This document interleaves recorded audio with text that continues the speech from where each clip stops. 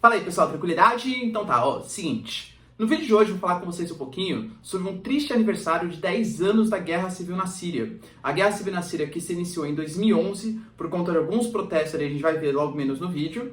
O que foi a Guerra Civil na Síria, já falar um pouquinho também, e principalmente quais são as consequências, ou seja, depois de 10 anos. O que a Síria se transformou? Quem é a Síria hoje? Quais são as perspectivas em um mundo de pandemia, em que principalmente países pobres, países árabes estão sofrendo demais? Qual vai ser a consequência para a Síria? Se você quer saber um pouco mais sobre isso, e muito mais sobre geografia, geopolítica, atualidades, polêmicas, histórias, notícias, enfim, tudo para você se manter sempre bem atualizado, já se inscreve no canal, deixa seu like e compartilha esse vídeo, que eu, professor Ricardo, conto muito com a sua ajuda. Tamo junto? Não esquece também, galera, é uma plataforma completinha de geografia e atualidades para você, para o seu vestibular, para o seu concurso. Link aqui na descrição, professor Ricardo Marcílio. Vocês não vão se arrepender, belezinha? Então, bora pro vídeo lá. O que rolou? O que foi essa guerra civil na Síria? Isso vem dentro de um contexto de Primavera Árabe. A Primavera Árabe, que foi um movimento que também foi iniciado lá em 2011, principalmente por conta de um tunisiano que ateou fogo no seu próprio corpo, como forma de manifestação, por não poder vender os seus produtos, por um Estado altamente autoritário, enfim. Esse movimento ele vai se espalhar para uma série de países árabes, para o Egito, para a Tunísia já estava, né? Para a Líbia, para o Iêmen, para a Síria, para a Jordânia, enfim. Uma série de países, e nesse sentido de primavera árabe, qual que é o sentido de primavera sociologicamente falando?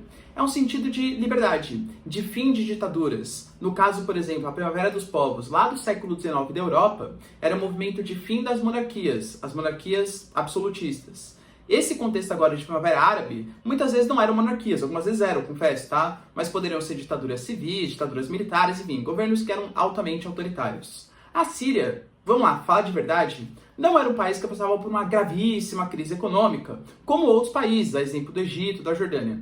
Mas existia ali um governo ditatorial, o governo do Bashar al-Assad, que ele estava há muito tempo no poder, mas mais que ele, o seu pai, o Hafez al-Assad, estava há muito tempo no poder, ou seja, a família estava praticamente 4 décadas no poder quando se iniciam os protestos. Os protestos que clamavam por maior liberdade vão começar com um grupo de estudantes lá na Síria fazendo uma pichação. Ah, doutor, vai chegar a sua hora vai chegar, o Bashar al-Assad vai cair, tal, etc. Bashar al-Assad, temendo que esse protesto virasse o que virou no Egito, na Síria, no Egito e na Líbia, já reprimiu violentamente os protestos, prendeu menores de idade, inclusive com algumas suspeitas de tortura contra esses menores de idade. Obviamente, já havia um ambiente propício a essas manifestações que estavam se espalhando pelo mundo árabe. À época, Facebook, hoje em dia ninguém mais usa, né? Quer dizer, quase ninguém usa, né? Mas na época, o Facebook era a rede social dos jovens. A galera marcando manifestação nos eventos, não, vamos naquela praça e tal. Era difícil você conter, porque você tinha que conter as redes sociais. Isso é interessante, né? Antigamente, os protestos, você conseguia parar uma manifestação negociando com uma liderança. Então, sei lá, protesto dos caminhoneiros. Pô, tem um sindicato dos caminhoneiros. O governo vai lá, negocia com aquele sindicato, a gente consegue amenizar os protestos. Hoje em dia, é protesto dos caminhoneiros. Tá, beleza, você negocia com um sindicato. Mas e a galera que tá no WhatsApp? E a galera que tá marcando manifestação no Instagram, no Facebook, etc. Percebe? Então, as redes sociais, hoje, elas dão muito mais autonomia para pessoas, em prol delas mesmas, conseguirem marcar algum tipo de manifestação. O que, claro, deixa muito mais difícil o controle do governo, ou o governo conseguir fazer um acordo com a classe inteira, com todas as pessoas que estão se mobilizando para utilizar as redes sociais. Os protestos começaram a acontecer, ficaram cada vez mais fortes, e o Bashar al-Assad, lembrando, o Hafez al-Assad, super importante, tá? Se a gente pegar na guerra, a Síria tem uma posição muito estratégica. A Síria é um território que está bem no meio do Oriente Médio. A Síria faz fronteira com o Irã.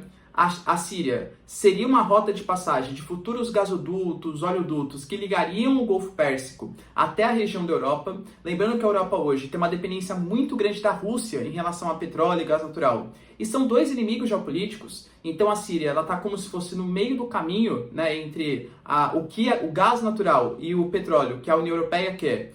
E, realmente, a União Europeia. Então, é interessante para a União Europeia conseguir fazer acordos, por exemplo, com o Irã, com a Síria, com a Turquia, que são os países que são esse meio do caminho de futuros oleodutos, gasodutos. Só que, claro, hoje a Síria ela tem um aliado muito forte, aliás, alguns aliados muito fortes. O governo iraniano, que é totalmente contrário ao mundo ocidental, é um grande aliado do Bashar al-Assad. O governo russo, Hafez al-Assad, desde a época da Guerra Fria, é um aliado, sim, também da União Soviética e hoje da Rússia. E por que não a China? A China também. Não por consequência direta, mas por uma consequência indireta, a China, como é grande aliada da Rússia e vem se aproximando do Irã, também acaba sendo um importante parceiro dos sírios. Agora, Estados Unidos, União Europeia, Turquia, por exemplo, Arábia Saudita, Israel, totalmente contrários à geopolítica síria, à geopolítica do Bashar al-Assad. Então, essa guerra civil na Síria, ela chamou tanta atenção porque há muita questão econômica envolvida. Além de toda a população que ele vive, claro, mas há muita questão econômica ali envolvida. A Síria tem muito petróleo, rotas futuras de comerciais, gasodutos, oleodutos, etc. Então começou a chamar muita atenção de todos os países do mundo ali envolvidos. A Rússia, percebendo as manifestações acelerando, começou a apoiar o Bashar al-Assad, e o Bashar al-Assad respondendo violentamente contra as manifestações, e os Estados Unidos, na época o governo Obama, apoiando os rebeldes. Não um apoio assim de invasão, coisa que vale, mas apoio, por exemplo, em financiamento, armas, através da Turquia, que é uma grande aliada dos Estados Unidos também, vendendo arma, fazendo algum comércio, alguma região de influência, e a guerra civil começou a acontecer. Essa guerra civil acontecendo abriu espaço, enfraqueceu o país como um todo, tanto as tropas rebeldes que pediam por uma democracia, ou que eles acham que é democracia, quanto o governo do Bashar al-Assad. Nesse meio tempo, está surgindo um grupo dissidente da Al-Qaeda, uma Al-Qaeda um pouco mais radical, que é chamado Estado Islâmico, o ISIS, né, o Estado do Levante, ali, o Estado Islâmico, que começa a ganhar territórios tanto no Iraque e começa a se expandir para a Síria. Então, uma série de milícias, uma série de exércitos, uma série de poderes militares começam a guerrear entre si. A gente tem, por exemplo, dissidentes da Al-Qaeda, a gente tem, por exemplo, o próprio Estado Islâmico, o Bashar al-Assad, os rebeldes pedindo por democracia e todo mundo se detestando. Vários campos de batalha se abriram na região da Síria. E aí você está entendendo o que eu estou falando? É um país que tem ali os seus território parecido com o do Paraná, aproximadamente, tá? Com seus cerca de 17 milhões de habitantes, e praticamente 12 milhões de habitantes, 12, mais da metade do país, ou se refugiou em países vizinhos, chega a quase 13 milhões, tá? Se refugiou em países vizinhos, como por exemplo o Líbano, ou até mesmo a Turquia, ou está refugiado dentro do seu próprio país, abandonou a sua moradia. Você percebe, e geralmente isso é uma coisa bem importante que a gente tem que comentar. O que é um refugiado? É um cara que foge do seu país de origem porque ele corre um risco de vida, uma perseguição política, étnica, religiosa, coisa que valha. Sabe quem geralmente é? É o miserável. É o pobre, é o cara que não tem formação adequada para poder trabalhar. Geralmente não é esse cara que foge. Geralmente sabe quem é o cara que foge? É o professor, é o engenheiro, é o médico, é o advogado, é o cara que é a classe média alta. E de verdade, sem nem juízo de valor, tá? Falando que é melhor, pior, nem nada. Mas geralmente é quem sustenta o PIB do país. Eu tô falando para vocês que a Síria, que já não era um país aquelas maravilhas, era um país subdesenvolvido, tá? Já não era um país assim, aquelas maravilhas. Perdeu praticamente toda a sua PEA qualificada, sua população economicamente ativa qualificada, as pessoas que levavam o país para frente. Esse cara juntou uma grana e abandonou o país. Quem sobrou na Síria, pouco menos da metade da população que conseguiu ficar residindo nas suas casas, praticamente é a população menos qualificada. É a população que não dispõe de tantos recursos para conseguir reconstruir o país. Vocês estão percebendo que a guerra, ela gera, além de todo o prejuízo social, mortes, enfim, tudo que a gente sabe que acontece, um prejuízo econômico muito significativo? Esse é fato. Após algumas interferências estrangeiras, né, Estados Unidos, em coalizão com a França, Reino Unido, fizeram um ataque sim, os Estados Unidos financiou inclusive os curdos para acabar com o Estado Islâmico na Síria, mas a gente sabe que também gostaria de acabar com as tropas do Bashar al-Assad. A mesma coisa a Rússia, toda a interferência que ela fazia, supostamente era contra o Estado Islâmico, mas era contra o Estado Islâmico e também as tropas rebeldes que ali existiam no poder. Então foi avançando, a guerra foi avançando e pouco a pouco alguns territórios foram sendo pré-definidos.